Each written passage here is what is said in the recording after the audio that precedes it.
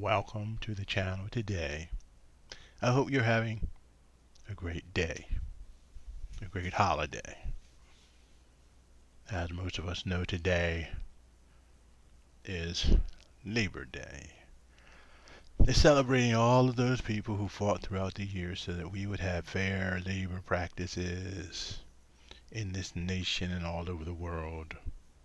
And all that fair labor practices meant were that people could be able to do things, could work in a safe place and a safe way that could make sure that they had enough resources to take care of themselves and take care of their families.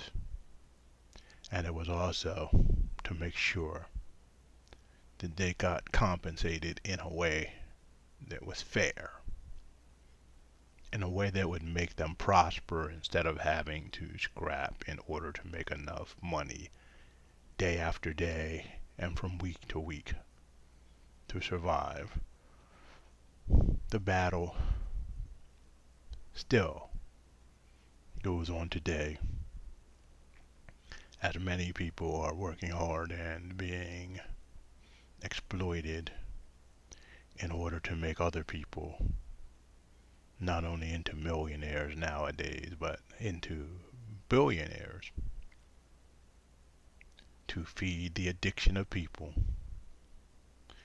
who get more and more and more and who will never be satisfied with what they have, while others are forced to live under bridges, in hidden canyons, in tents out on the street, in cars, and in many other places, because they can't make a living. And I think the worst part of this is that there is no other way of life for people who don't plug into this system.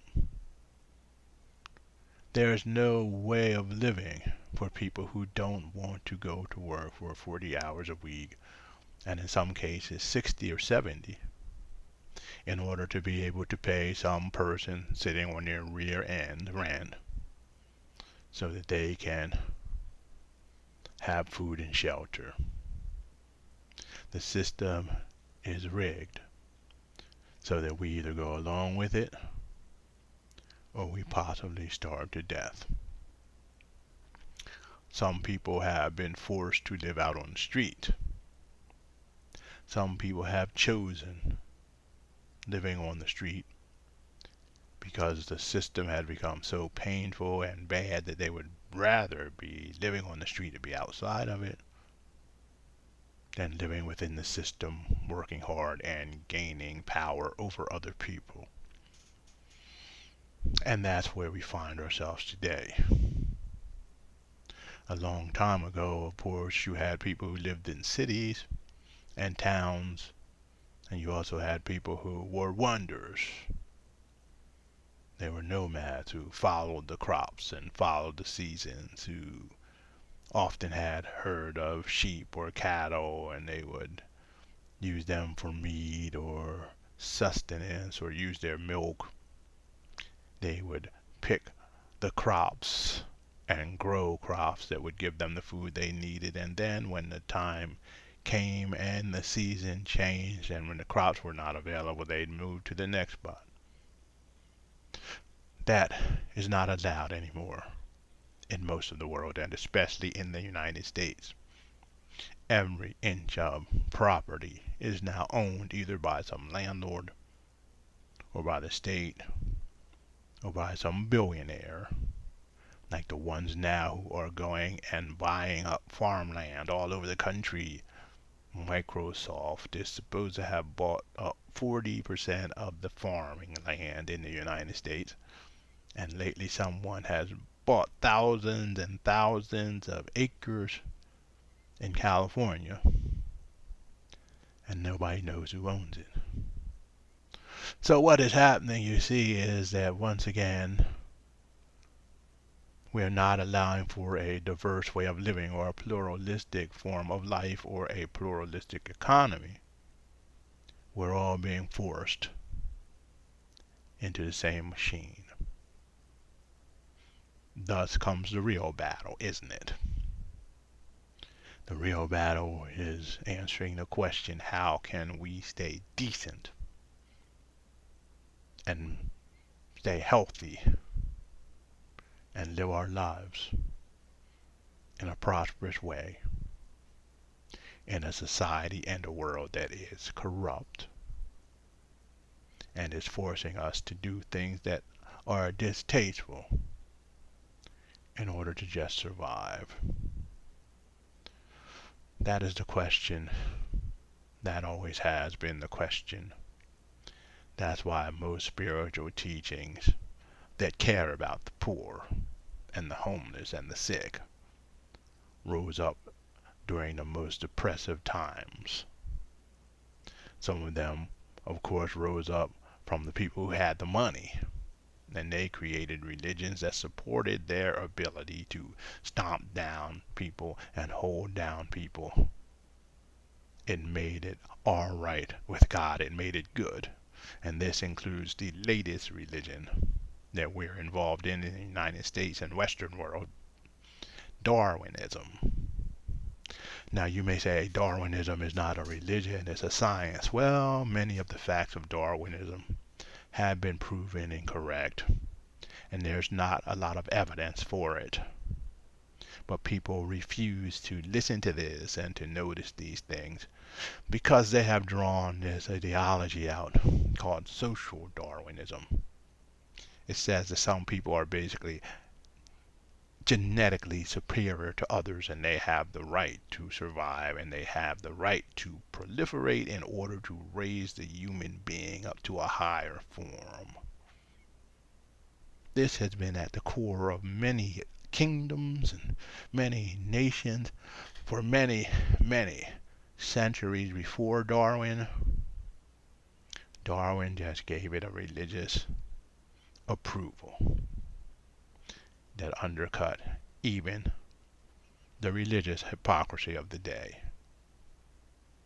And so we find ourselves living in a religion and not willing to accept the fact that it is a religion that makes it invisible. It makes it dangerous. It makes us believe that that is the only way, that it is reality.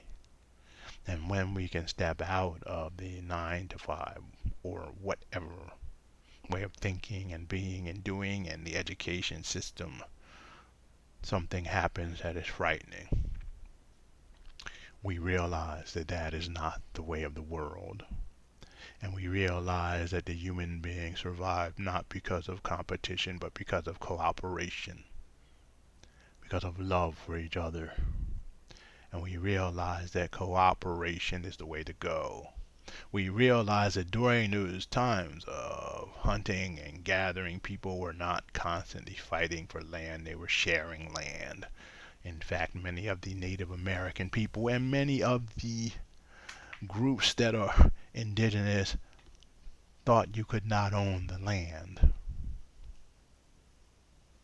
And so we find ourselves living in this delusion created by the few who want to stay in power no matter what the cost because of an inherent feeling of self-hatred and inferiority that they have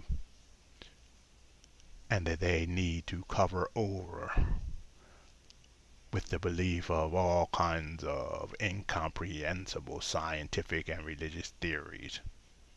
They're not willing to face the pain. They're not willing to look in the mirror. They're not willing to look at the cause because it means struggling, fighting against one's own belief system, the false ideas that one has built a foundation on, and destroying one's own foundation until one is left alone, face to face with one's delusion And when one gets rid of that delusion, one enters into a place called truth, reality, or love. And that is the objective. That's the objective of being on this earth, to enter into a place called truth and love. A lot of people nowadays talk about being woke.